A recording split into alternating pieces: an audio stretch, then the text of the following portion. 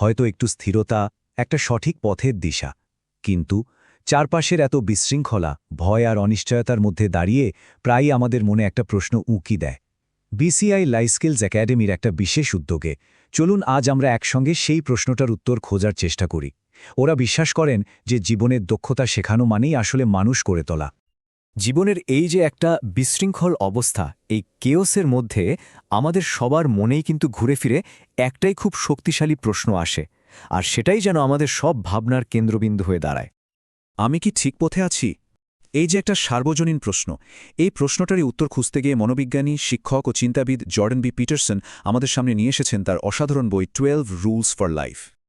চলুন এবার বিষয়টা নিয়ে একটু গভীরে যাওয়া যাক। পিটারসনের মূল ধারণাটা হলো, জীবনে যদি শৃঙ্খলা আনতে হয় তাহলে সবার আগে জীবনে যে একটা অন্তর্নিহিত প্রকৃতি আছে সেটাকে বুঝতে হবে এবং মেনে নিতে হবে। পিটারসনের মতে আধুনিক মানুষের জীবনের সবচেয়ে বড় সংকটটা কি জানেন?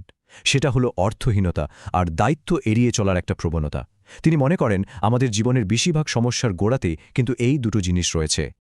পিটারসন এই কেয়স বা বিশৃঙ্খলাকে জীবনের কোনো ভুল বা ত্রুটি হিসেবে দেখেন না, বরং তিনি বলেন এটাই তো জীবনের স্বাভাবিক অবস্থা। আমাদের কাজ হল এই অনিশ্চয়তা, এই কষ্ট আর বিশৃঙ্খলার মুখোমুখি হওয়া, এখান থেকে পালিয়ে যাওয়া নয়। তাহলে প্রশ্ন হল, এই বিশৃঙ্খলার সমাধানটা কি? পিটারসনের মতে এর একটাই সমাধান: ব্যক্তিগত দায়িত্ব। আর এই দায়িত্ববোধের শুরুটা হয় আমাদের সবচেয়ে কাছের জিনিসটা দিয়ে, যেটা আমরা নিয়ন্ত্রণ করতে পারি, অর্থাৎ নিজেকে দিয়ে। তার প্রথম নিয়মটাই খুব ইন্টারেস্টিং।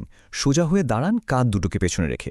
এটা কিন্তু শুধু শারীরিকভাবে সোজা হয়ে দাঁড়ানোর কথা নয়, এটা আসলে জীবনের সমস্ত চ্যালেঞ্জের সামনে সাহসের সাথে রুখে দাঁড়ানোর একটা মানসিক ভঙ্গি। পিটারসন এখানে লবস্টারের একটা অসাধারণ উদাহরণ দেন। যখন একটা লবস্টার আত্মবিশ্বাসের সাথে দাঁড়ায়, তখন সে অন্যদের কাছ থেকে সম্মান আদায় করে নেয়। মানুষের ক্ষেত্রেও ব্যাপারটা একদম এক। আমরা যদি মাথা নিচু করে বাঁচি, সমাজ আমাদের আরও নিচে ঠেলে দেয়।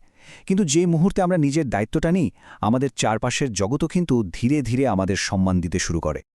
চলুন এবার দেখি কিভাবে আমরা আমাদের ভেতরের জগৎটাকে, আমাদের সম্পর্কগুলোকে আরও একটু গোছানো বা স্ট্রাকচার্ড করে তুলতে পারি। দায়িত্ববোধের ধারণাটা এখানে আরও বড় হয়ে ওঠে।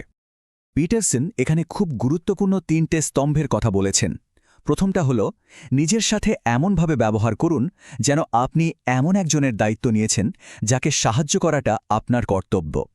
দ্বিতীয়ত, এমন মানুষদের সাথে বন্ধুত্ব করুন যারা সত্যিই আপনার ভালো চায়। আর তৃতীয়ত, অন্যের সাথে নিজেকে তুলনা না করে গতকালকের আপনার চেয়ে আজকের আপনি কতটা ভালো হলেন সেদিকে মনোযোগ দিন। আসল উন্নতি তো এটাই, তাই না?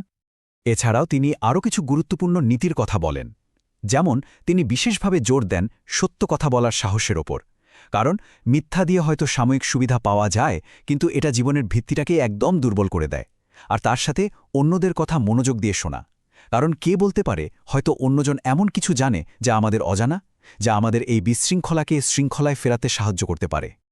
এতক্ষণ তো আমরা নিয়মগুলোর কিভাবে দিকটা নিয়ে কথা বললাম। এবার চলুন সবচেয়ে জরুরি প্রশ্নটাতে আসি। এই নিয়মগুলো আমরা মানবটা কেন? এর পেছনের মূল উদ্দেশ্যটা আসলে কি?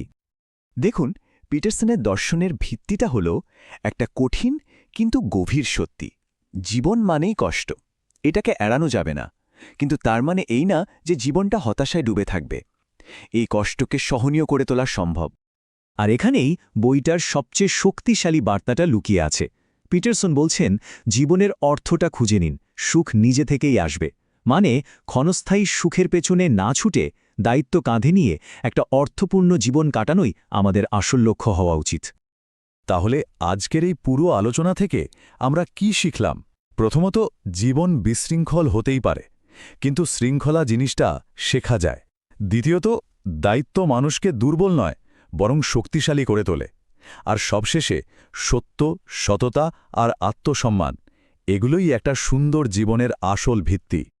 শৃঙ্খলা, দায়িত্ব আর জীবনের অর্থ খুঁজে বের করার ব্যাপারে আমাদের আজকের এই আলোচনা যদি ভাবনার জগতে একটুও নাড়া দিয়ে থাকে, তাহলে আমাদের এই প্রচেষ্টাটিকে এগিয়ে নিয়ে যেতে সবার সাহায্য প্রয়োজন।